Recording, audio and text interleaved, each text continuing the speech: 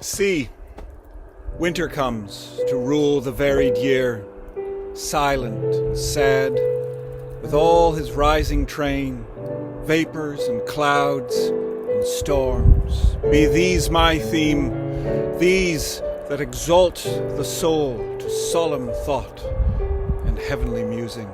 Hi folks, this is Chris Fanning from the Picton Gazette. It's finally seasonal, so we thought we'd mark that in our opening. There's plenty of news this week in the Picton Gazette.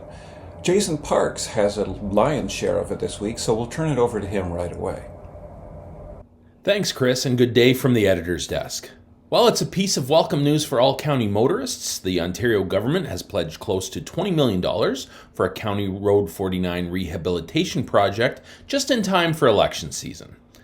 In keeping with municipal news, I have an update from the Roma Conference in Toronto, where a county delegation met with several provincial ministers last week and discussed a number of key issues, including a roundabout for the County Road 1 Highway 62 intersection.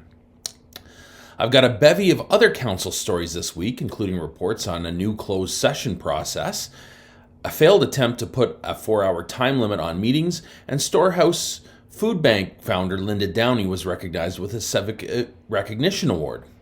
I've also got an interesting report from Erie, Ontario, on the shores of Lake Erie, where wreckage of a paddle wheeler that ran aground in 1882 has emerged out of the sands at Rondeau Point.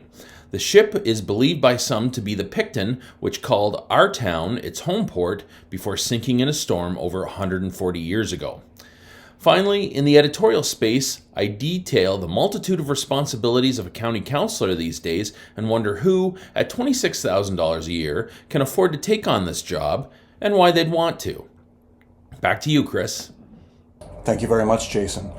In other news, Eleanor Zitschi has a report on the potential impact of Picton terminals on our historic white chapel built in 1809. In the letters, we have concern about Picton terminals, we have ideas about the size of council, and we also have a comment on Doug Ford's very conveniently timed checks arriving in our mailboxes. Karen Valahora talks to an engineer about protecting Waring Creek in the midst of development. And she also looks at the spring real estate season in a conversation with the new Harvey Callis brokerage. That's about it for this week. We hope you enjoy the paper.